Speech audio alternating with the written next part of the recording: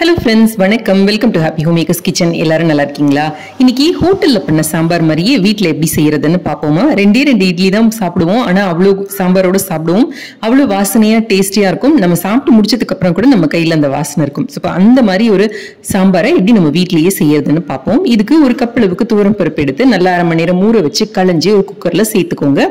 அது கூடவே 10 சின்ன வெங்காயம் சேர்த்துக்கோங்க. கூடவே 1/4 டீஸ்பூன் வெந்தயம், 1/4 டீஸ்பூன் சீரகம், ஒரு சின்ன துண்டு பெருங்காயம், கொஞ்சமா மஞ்சத்தூள் இதையும் சேர்த்து வெந்நீர் ஊத்தி 4 சொட்டு விளக்கெண்ணெய் சேர்த்துக்கோங்க. இப்போ 4 விசில் நல்லா ஹை ஃப்ளேம்ல வச்சு இறக்கிக்கோங்க. இது அப்படியே இருக்கட்டும். இப்போ ஒரு பேன்ல ஒரு சிட்டிகை அளவுக்கு கடுகு, ஒரு சிட்டிகை அளவுக்கு வெந்தயம், 1 டீஸ்பூன் சீரகம், 1.5 டேபிள் ஸ்பூன் அளவுக்கு தனியா சேர்த்துக்கோங்க. இப்போ காரத்துக்கு ஏத்த அளவு காஞ்ச மிளகாய் சேர்த்துக்கோங்க. நான் ஒரு 6 பட்டை மிளகாயும் 6 பேடிகை சில்லியும் கலருக்காக சேர்த்திருக்கேன். அது கூடவே 3 கருவேப்பிலையில போட்டு நல்லா வறுத்து வச்சுக்கோங்க.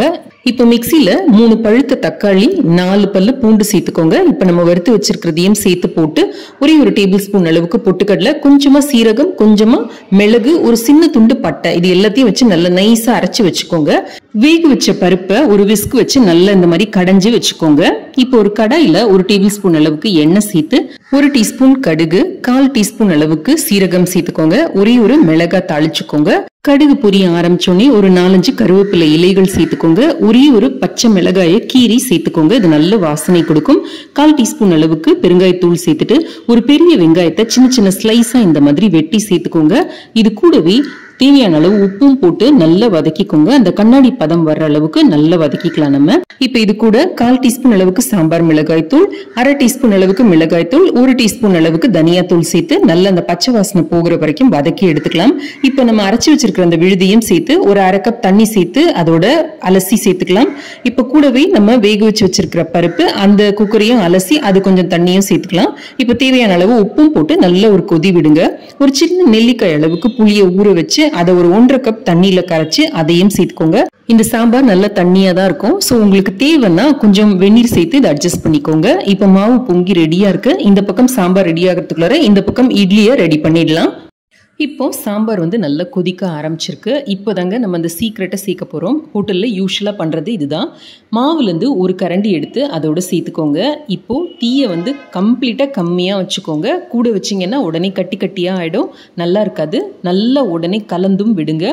இந்த மாதிரி கலந்து விட்டு அந்த இட்லி மாவையும் சேர்க்கறதுனால உங்களுக்கு இதுக்கு மேலே இன்னும் வேணா கூட நீங்கள் தண்ணி சேர்க்கலாம். ஸோ அந்த வால்யூம் நல்லா கிடைக்கும். ப்ளஸ் அந்த டேஸ்ட்டும் நல்லாயிருக்கும், திக்காகவும் இருக்கும் சாம்பார். சாம்பார் நல்லா கொதிச்சு வரப்ப இதுல 1/4 டீஸ்பூன் அளவுக்கு வெல்லம் சேர்த்துக்கோங்க. உங்களுக்கு வெல்லம் சேர்க்க விருப்பம் இல்லைன்னா ஒரு சின்ன துண்டு பரங்கிக்காயை பருப்போட சேர்த்து வேக போட்டுடுங்க. இப்போ 1 டீஸ்பூன் அளவுக்கு தேங்காய் எண்ணெய், 1/2 டீஸ்பூன் அளவுக்கு கொரியாண்டர் பவுடர் அல்லது தனியா பவுடர், 1/4 டீஸ்பூன் அளவுக்கு வறுத்து பிடிச்ச சீரக பொடி, ஒரு 2 சிட்டிகை அளவுக்கு பெருங்காயத்தூள் இதையும் சேர்த்து நல்லா கலந்துட்டு அடுப்பை ஆஃப் பண்ணிடுங்க. இது ஒரு நல்ல ஃபிளேவர் கொடுக்கும் நம்மளோட சாம்பாருக்கு. இந்த சாம்பார் ரெடி பண்ணீங்கன்னா கண்டிப்பா நிறைய சாம்பார் ரெடி பண்ணுங்க. ஏன்னா அவ்வளோ செலவாகும், அவ்வளோ நல்லா இருக்கும், ஃபிளேவர்ஃபுல்லா இருக்கும்.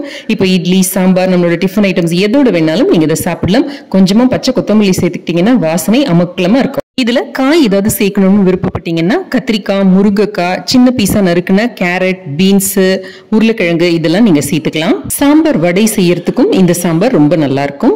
இந்த ஹோட்டல் ஸ்டைல் டிஃபன் சாம்பாரை ஒரு தரம் அவசியம் ட்ரை செய்து பாருங்க. ட்ரை செய்து பார்த்து உங்களோட கமெண்ட்ஸையும் ஃபீட்பேக்கையும் கீழே இருக்கிற கமெண்ட் செக்ஷன்ல எழுதி அனுப்புங்க. இந்த வீடியோ பிடிச்சிருந்ததுன்னா லைக் பண்ணுங்க. நம்ம சேனலுக்கு சப்ஸ்கிரைப் பண்ணி ஹாப்பி ஹோம்மேக்கர் குடும்பத்தில் ஒரு அங்கத்தினராக சேர்ந்துருங்க. இணைந்திருங்கள் ஹாப்பி ஹோம்மேக்கர் சேனலுடன். என்னாலும் நன்றி, வணக்கம்.